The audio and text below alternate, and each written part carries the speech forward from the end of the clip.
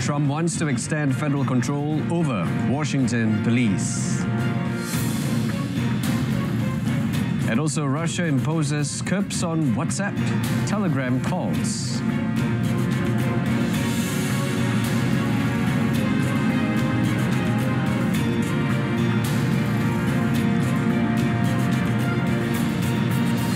Good afternoon and salam Malaysia Madani. I'm Brendan Lepore.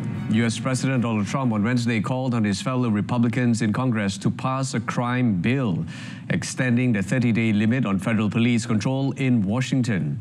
Trump added that he could declare a national emergency if lawmakers don't act. Trump also noted that the crime-related legislation would initially pertain to the nation's capital, but could use as a model for other US cities.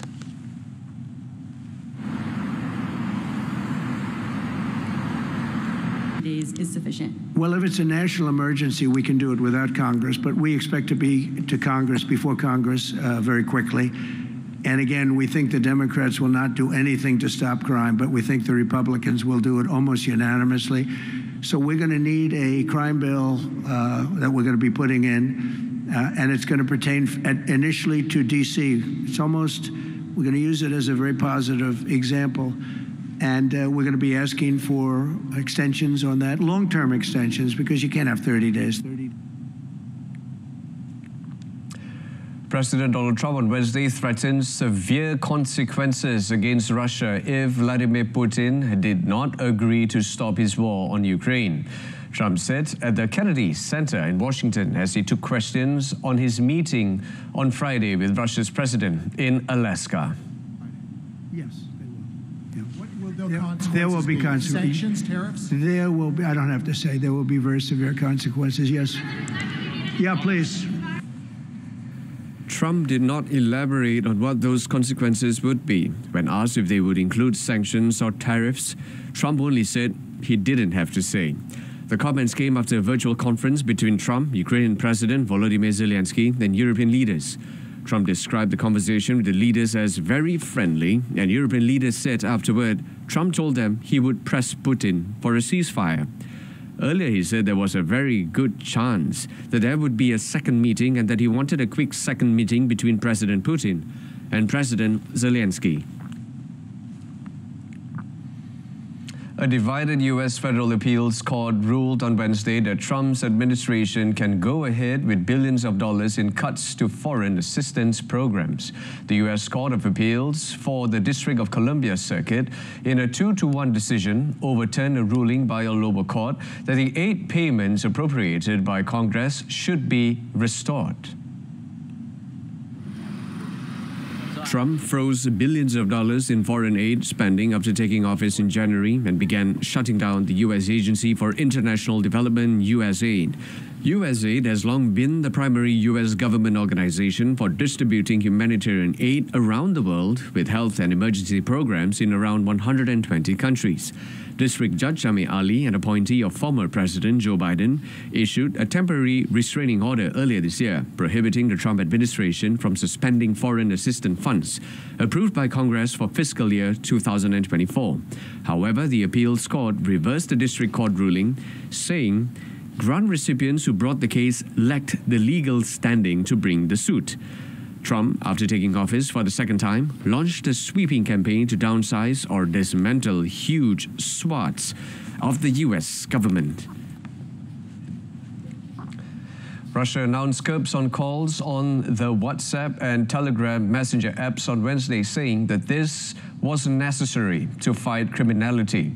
Communications watchdog Roskomnadzor said that the messenger apps have become the main voice services used for fraud and extortion and for involving Russian citizens in subversive and terrorist activities. Russian security services have frequently claimed that Ukraine was using Telegram to recruit people or commit acts of sabotage in Russia. Moscow wants the messengers to provide access to data upon requests from law enforcement, not only for fraud probes, but also for investigating activities that Russia describes as terrorist ones. In a statement, Telegram said it actively combats misuse of its platform, including calls for sabotage or violence. as well as fraud, and removes millions of pieces of harmful content every day. Since launching its offensive in Ukraine, Russia has drastically restricted press freedom and freedom of speech online. Mexico sends more than 24 suspected cartel members to the U.S. on Tuesday amid rising pressure from President Donald Trump on Mexico to dismantle the country's powerful drug organizations. Authorities shipped 26 prisoners wanted in the U.S. for ties to drug trafficking groups. Mexico said the U.S. Department of Justice had requested their extradition and that it would not seek the death penalty for the accused cartel members. The transfer is the second of its kind this year, as in February, Mexican authorities sent 29 alleged cartel leaders to the U.S., sparking a debate about the political and legal grounds for such a move. In a statement, the U.S. Embassy said among those extradited were key figures in the Jalisco New Generation Cartel and the Sinaloa Cartel, which are Mexico's two dominant organized crime groups. Trump has tied tariffs on Mexico to the deadly fentanyl trade, claiming the country hasn't tackled drug cartels aggressively enough. Last week, he directed the Pentagon to prepare operations against Mexican drug gangs that have been designated global terrorist organizations. Indian trade and farmer union groups held a tractor rally in Greater Noida on Wednesday, protesting against national agricultural policies as well as Washington's decision to impose an additional 25% tariff on Indian goods, citing New Delhi's ongoing purchases of Russian oil. The protesters marching ahead of a tractor cavalcade, waving flags and chanting messages including "Hail the soldier, hail the farmer." They argued that U.S. farmers with larger and land holdings and higher subsidies would undercut Indian farmers, most of whom own less than 3 acres. The union stressed that 750 million Indians rely on agriculture, with small and medium farmers at greatest risks. हमारे देश का किसान है, जैसे पशुपालन है, मछली पालन है, ये बर्बाद हो जाएगा। उनका जो कृषि जो उनका वो है, वो अगर हमारे बाजार में आ गया तो हमारे देश का जो किसान है वो बर्बाद हो जाएगा। अभी हमारे किसान को पता नहीं है, अभी हमारे देश का किसान अंधा भक्त हो रहा है, उन्हें ये नहीं पता आने वाले समय में क्या होएगा। ये इतना खतरनाक है। Farmer groups also called for a boycott of US-made cold drinks like cola and instead opt for local alternatives like lemon and buffalo milk. The US tariffs on India, now at 50%, target nearly half of the country's $87 billion exports, including textiles, jams, and seafood, threatening jobs in sectors employing 45% of the national workforce. In other news, the United Nations UN has accused Israel of committing medical genocide by deliberately destroying Gaza's healthcare system. It described the act as a blatant effort to eliminate medical services in the besieged territory. The UN Special Rapporteur stated that healthcare workers have been targeted with attacks, arrests, torture, and now face starvation. The ongoing failure to address Israel's repeated violations sends a clear message that the people of Gaza are being denied their basic rights. The international community has a moral obligation to stop the mass killings, but the world has so far failed in this responsibility. They are calling for an immediate ceasefire, accountability for Israel, and urgent efforts to preserve what remains of Gaza's healthcare system to prevent further destruction of its population. Meanwhile, transport aircraft were seen dropping humanitarian aid over the city of Khan Yunis in southern Gaza on Wednesday. 119 packages of food aid provided by several countries were airdropped on Gaza residents on Wednesday. The aid consists of medical supplies, food, and baby formula over Gaza from an altitude of about 2,500 feet. The countries involved in the aid distribution were Jordan, the UAE, Germany, Belgium, France, and Italy. Humanitarian organizations say airdrops offer only a tiny fraction of what is needed to sustain the 2.2 million people in Gaza, where the UN warned of an unfolding famine. Since the airdrops resumed, 379 tons of aid have been delivered. According to local authorities, 188 Palestinians, including 94 children, have died from hunger since the war began on 7 October 2023. A Peruvian judge ordered the pre-trial detention for former President Martin Vizcarra on Wednesday for allegedly taking bribes while he was governor more than a decade ago. At the hearing, Judge Jorge Chavez ordered Vizcarra to be held for 5 months, making him the 5th former Peruvian president to be jailed in recent years. Vizcarra is accused of taking bribes equivalent to $640,000 from construction companies in exchange for public works in the Moquegua region between 2011 and 2014. Vizcarra is now likely headed to a police base in Lima, specially built to house former presidents. In a video message posted to social media after the ruling, Vizcarra said the case against him was politically motivated. Vizcarra, who has denied the charges and claimed to be a victim of political persecution, came to power in 2018 after his predecessor resigned. A previous judge had rejected the prosecutor's request to detain Vizcarra in June, but the public ministry appealed the ruling, dubbing Vizcarra a flight risk. He had also planned to run in the 2026 presidential election. Vizcarra's lawyer said he would appeal the decision.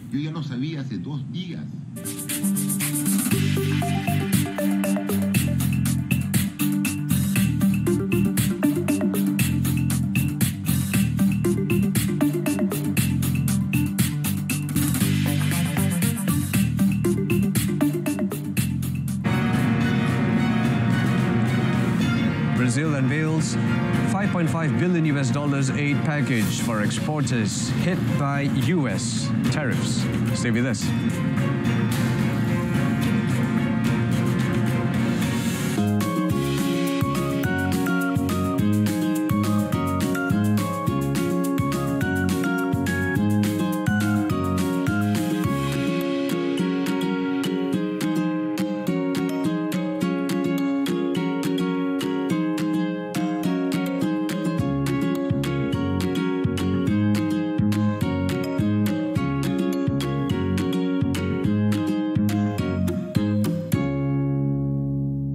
Welcome back.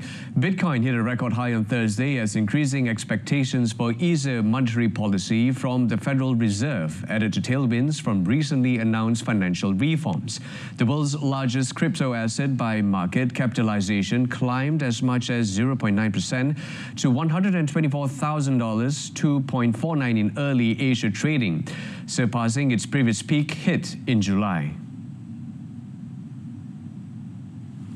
On the day, the second largest crypto token, Ether, ETH, hit 4,780.04, the highest level since late 2021.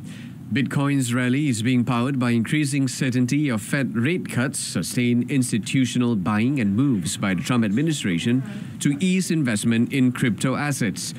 Bitcoin has risen nearly 32% so far in 2025 on the back of long-sought regulatory wins for the sector following President Donald Trump's return to the White House. Trump has called himself the crypto president, and his family has made a series of forays into the sector over the past year. Bitcoin's surge has also sparked a broader rally in the asset class over the past few months, shrugging off the tremors of Trump's wide-ranging tariff policies. Additionally, crypto has scored multiple regulatory wins in the US over 2025, including the passage of stablecoin regulations and the US securities regulators' move to overhaul regulations in order to accommodate the asset class. Brazil's government unveiled on Wednesday a long-awaited aid package for companies hurt by steep U.S. tariffs centered on credit lines for exporters and government purchasers of products that face greater hurdles in finding alternative markets. U.S. President Donald Trump hiked duties on several goods from Brazil to 50% from 10% earlier this month. Although some sectors were exempted from the steeper levies, the move is still set to hurt industries such as coffee, beef, seafood, textiles, footwear, and fruit. Brazilian President Luiz Inácio Lula da Silva had already signaled his administration would not immediately retaliate against the tariff hike, instead prioritizing support for the most affected sectors. Agora, a única coisa que nós precisamos exigir é que a soberania nossa é intocável. The centerpiece of the aid plan is a $5.55 billion credit line via the existing Export Guarantee Fund. The government will also make additional contributions totaling $834 million to strengthen some funds supporting aid for smaller companies. Brazil's new aid program also eases the tax burden on exporters to help them remain competitive in the US. The plan extends the time frame for using tax credits under the drawback regime, which reimburses import taxes on inputs used in the production of exported goods. Separately, it also backs government purchases of goods previously destined for the US market, which will be redirected to public school and hospital meals.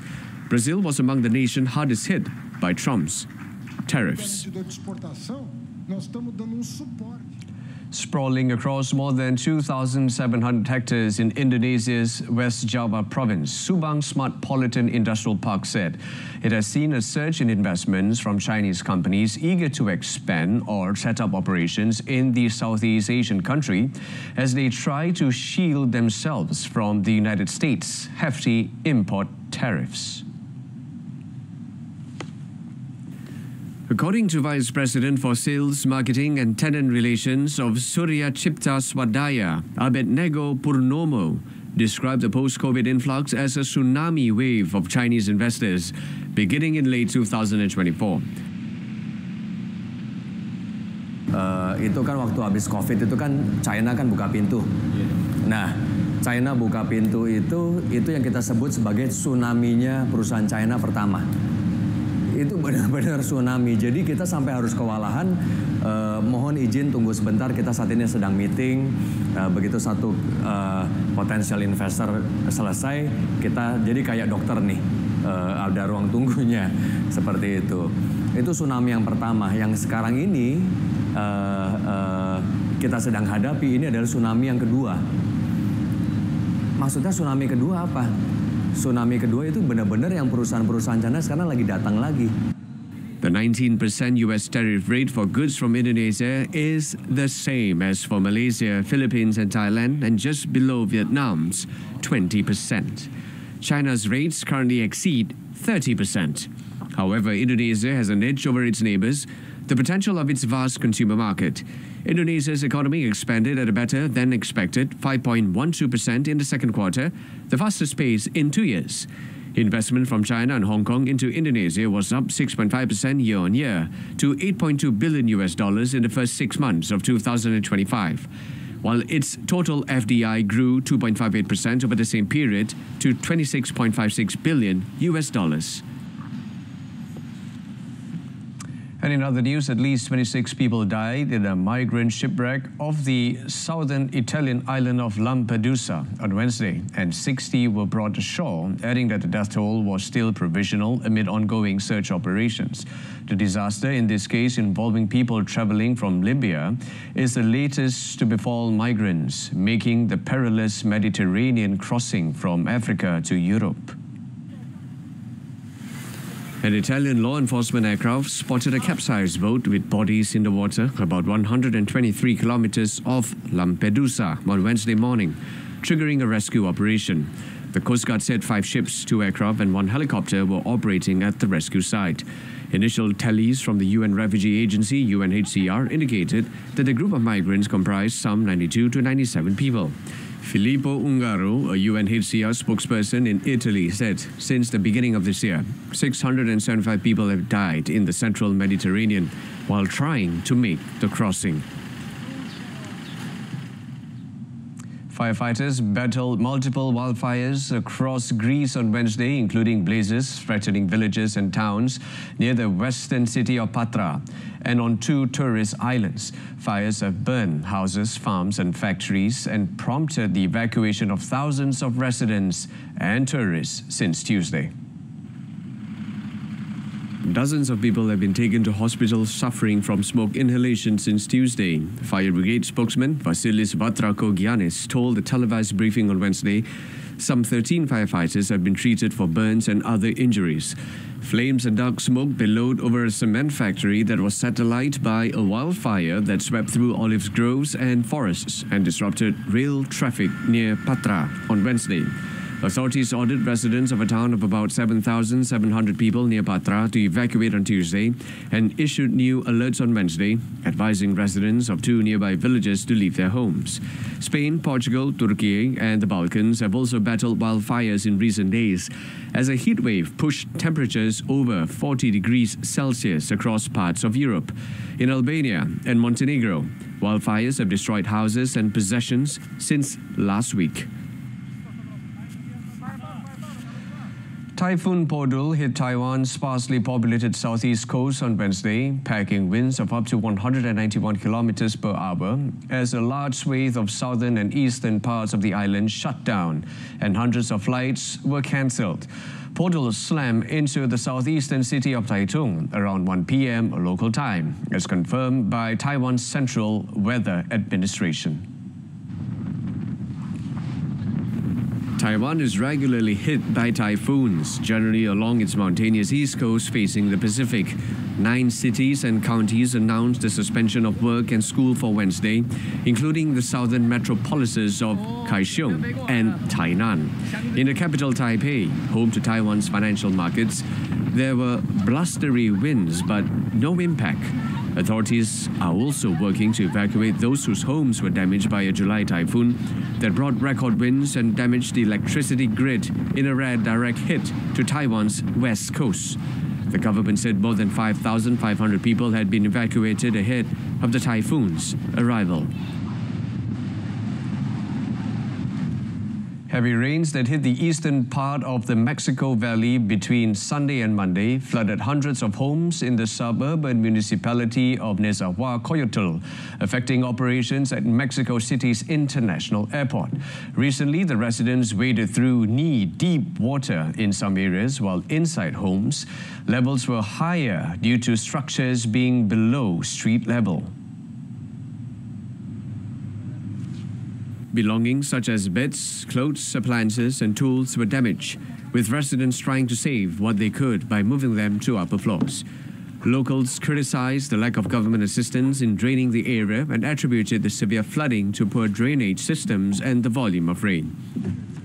Yo no sé el gobierno que si cierra compuertas, si no son suficientes, pero esta inundación que sucedió hoy no la tenemos desde hace, no sé, unos 10, 12 años, pero no de esta magnitud. Flooding occurred during 3 consecutive days of heavy rainfall in the Mexico City metropolitan area, starting over the weekend, which prompted orange alerts and caused significant disruptions, including widespread flight delays and cancellations at Mexico City Airport.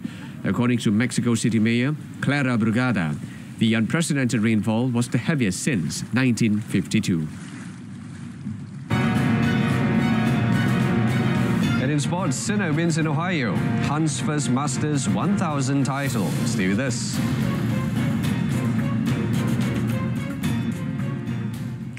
Kicking off our sports segment this afternoon, European champions Paris Saint-Germain began their new season by lifting more silverware on Wednesday as they beat Tottenham Hotspur 4-3 on penalties in the UEFA Super Cup after producing a late comeback to draw the match 2-2.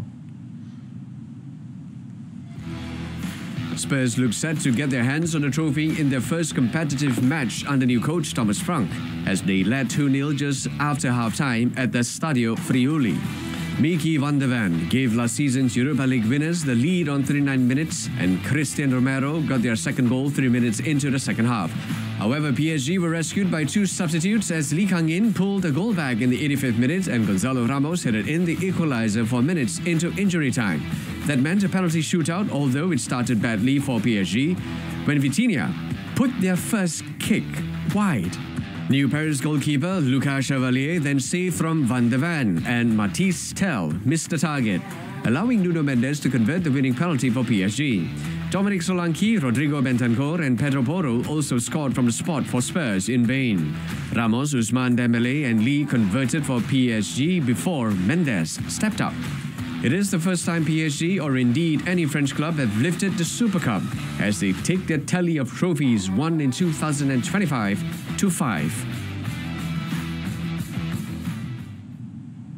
And in tennis, world number 1 and defending champion Jannik Sinner continued his quest for a first ATP Masters 1000 title of the season after overcoming French qualifier Adrian Manarino in straight sets in a rain-disrupted match in Ohio on Wednesday. After a 2-hour, 45-minute rain delay at the start of the second set, the Italian needed a tie-break to close out a 6-4, 7-6 victory and extend his winning streak on hard courts to 24 matches. Holger Rune of Denmark also advanced to the quarterfinals with the 7th seed progressing at the expense of 10th seed and local favourite Frances Tiafoe, who was forced to retire due to a lower back issue, trailing 6-4, 3-1.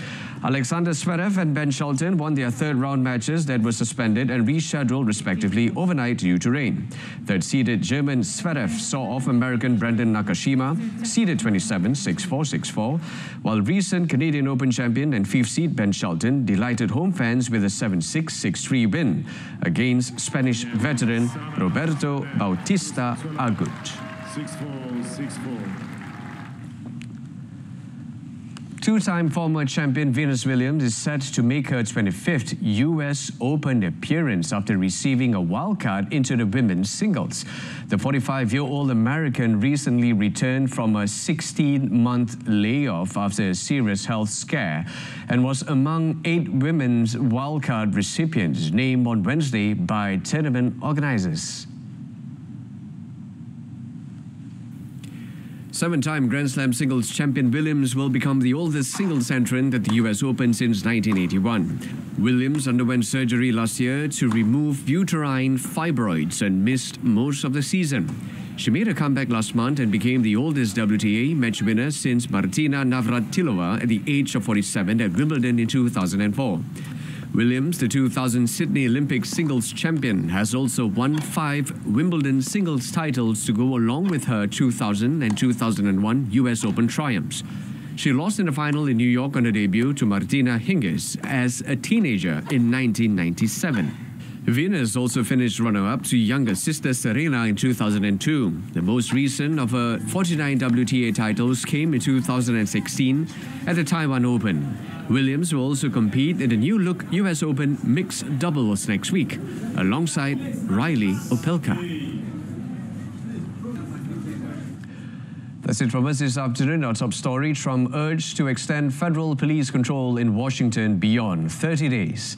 Malaysia Tonight comes on at 8:30 p.m. this evening on TV1 and MyTV's Berita RTM News channel. Alternatively, you can stream us live on RTM's Click website and mobile application. Malaysia Madani, Rakyat, Disantuni. Thanks for watching. Take care.